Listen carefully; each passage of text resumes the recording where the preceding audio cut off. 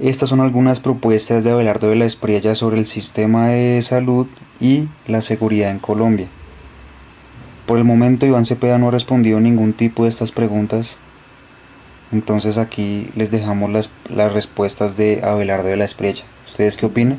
Doctor Abelardo de la Espriella, bienvenido. María Camila, gracias por la invitación. Yo estoy aquí firme por la patria. Un gusto que nos acompañe. Bueno, candidato, vamos a conocer sus propuestas haciendo una claridad inicial.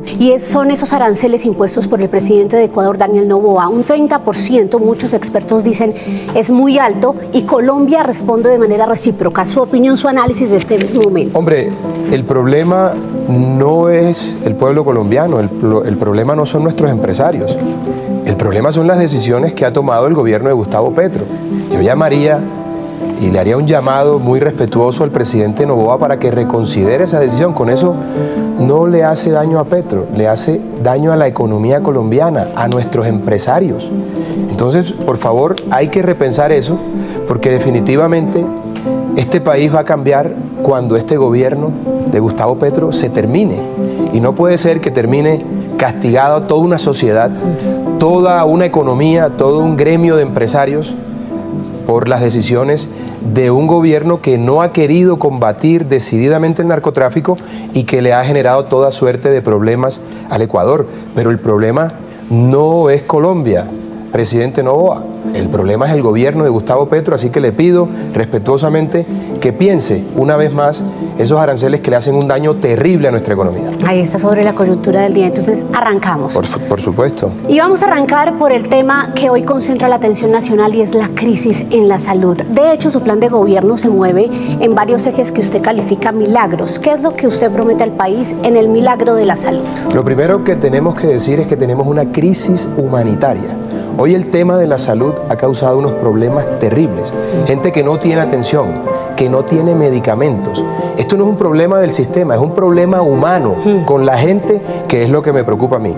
¿Yo qué propongo? Porque hay una falla estructural que hay que resolver, pero necesitamos presentar un plan de choque en los primeros 90 días para darle oxígeno a nuestro sistema y para no permitir que la gente se muera.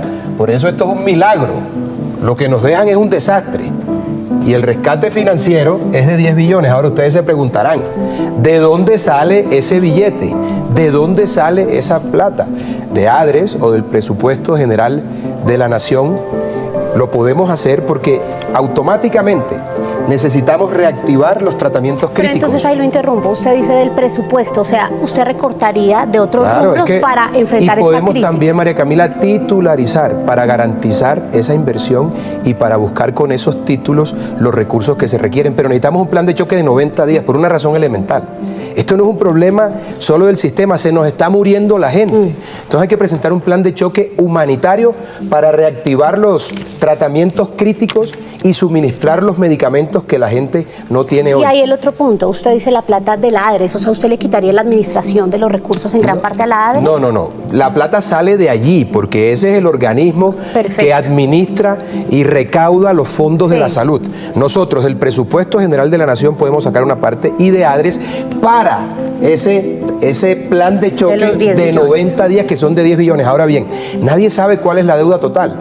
Una gente habla de 30, otra de 50, el gobierno ha dicho 70 billones, pero necesitamos 10 billones para resolver la emergencia humanitaria que tenemos hoy. Y luego un gran acuerdo nacional que liquide la deuda. Yo soy capaz de sentar en la misma mesa a los prestadores, a los usuarios, al personal médico y por supuesto a los organismos del Estado que intervienen en esta ecuación para buscar una liquidación de esas deudas, arrancar y darle oxígeno al sistema. Ahora, bueno, sinceramente yo escucho a Abelardo de la Espriella muy congruente en lo que dice y en lo que está proponiendo. No sé ustedes qué opinen, pero son propuestas muy buenas para mi parecer. Y Iván Cepeda no ha dicho ningún tipo de propuestas al respecto. ¿Ustedes qué opinan, muchachos? ¿Es la mejor opción para Colombia? Y el gobierno ha cambiado puntualmente el modelo de funcionamiento de ellas a gestoras de paz, que sea simplemente un tema administrativo y el tema de las citas. ¿Usted qué ¿Qué rol le daría a las EPS? Miren, las EPS que no funcionan son EPS que le hacen un daño terrible a la sociedad. Las que funcionan hay que darles garantías, protegerlas y lograr que hagan mejor su trabajo. Este gobierno ha hecho una reforma a la salud a través de decretos, haciendo toda suerte de cosas para terminar saltándose al Congreso de la República.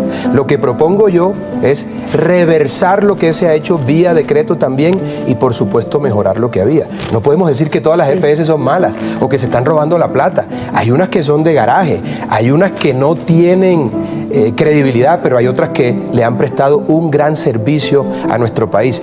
Parte de ese milagro de rescatar la salud también, María Camila, consiste necesariamente en darle la posición, el valor y el reconocimiento a nuestros médicos, a nuestro personal clínico, hospitalario, a ese talento humano que fueron héroes en la pandemia y que hoy el gobierno los ha relegado al peor de los rincones, desconociéndoles muchos derechos. Entonces, primero un plan de choque y luego una solución estructural, que eso es más complejo. Candidato, vamos avanzando para abordar todo lo que usted diga, generala, firme por la patria. Entonces, ya tenemos tema de la salud, muy importante. Ahora usted llama para el tema de seguridad, que es otra gran dolencia de nuestro país, la patria milagro, y ahí usa la autoridad democrática, muy parecido el título a la seguridad democrática, ¿no? ¿Y qué propone usted en esta materia? Mira, el gran problema de Colombia es que tenemos una criminalidad que se ha tomado todos los territorios y las ciudades de Colombia. Pero el combustible de todas las formas de criminalidad es la coca. Tenemos 330.000 hectáreas de coca. En Plata Blanca, nunca antes el crimen organizado había tenido tantos recursos. Entonces, lo primero que tenemos que empezar a hacer para retomar la seguridad, porque la fuente de toda forma de violencia es la coca, es fumigar de entrada. Listo. Entonces, y, por supuesto, también bombardear los campamentos guerrilleros. Ahí déjeme preguntarle, eso ha sido una gran polémica, puntualmente incluso por la presencia de menores en los bombardeos y el respeto al derecho internacional humanitario. ¿Qué posición acoge usted ahí? Lo primero que tenemos que hacer es que si nosotros reactivamos correctamente nuestra inteligencia que ha sido destruida por este gobierno, nosotros podemos ser muy asertivos en los operativos y los bombardeos. Por supuesto que hay que tratar de lograr que se pierdan el menor número de vidas humanas, pero que no se le olvide al país, porque esto es un sofisma que la izquierda ha creado. Quien mete en el conflicto, quien mete en la guerra, quien mete en los ataques a los menores son los grupos narcoterroristas, y no los meten para cuidarles, los meten para utilizarlos como escudo. Eso hay que revisarlo bien, y la acción del Estado no se puede detener. Hay que afinar la inteligencia para lograr en lo posible que haya el menor número de vidas humanas perdidas. Pero el Estado no puede renunciar a su obligación constitucional y legal de ejercer la fuerza de las leyes y las armas de la República, porque la narcoguerrilla recurre a situaciones tan lamentables y deleznables como meter allí en los campamentos a los menores. Entonces, fíjate, hay que fumigar porque ahí viene todo. Todas las formas de violencia. Claro, pero esa aspersión la podemos hacer con bioherbicidas para no desconocer la decisión de la Corte Constitucional.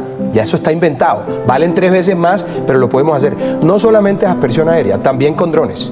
¿De acuerdo? Aviones, drones, erradicación manual, y tenemos que llevar, claro, por supuesto, y tenemos que llevar un programa de sustitución, es decir, de donde sale la coca tiene que entrar el cultivo con la sustitución para que le demos una opción a esas más de 500.000 familias que viven de la coca. Esto tiene que ser, es decir, nosotros acabamos con el crimen en la coca, pero no le resolvemos el problema a las familias cocaleras, dejamos un problema social. A los narcotraficantes todo el peso de la ley, a esas familias que están raspando coca, que no han tenido otra opción, todas las garantías y los brazos abiertos para que puedan tener un futuro. El desmonte de las economías criminales es fundamental, porque todo el tiempo hablamos del narcotráfico, todo el tiempo hablamos de la extorsión, que es otro gran flagelo y que voy a atacar de frente. Me interesa que no extorsionen al gran industrial, pero también a la viejita que en Suacha le van a pedir 5.000 pesos todos los días para que abra la tiendecita.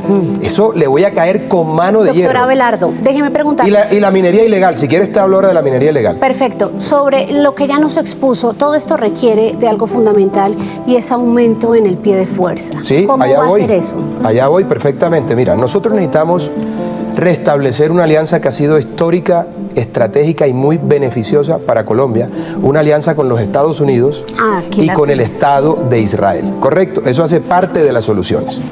¿Por qué? Porque necesitamos un Plan Colombia 2. El que diga eso no es un genio, es simple y sencillamente lo que indica la lógica.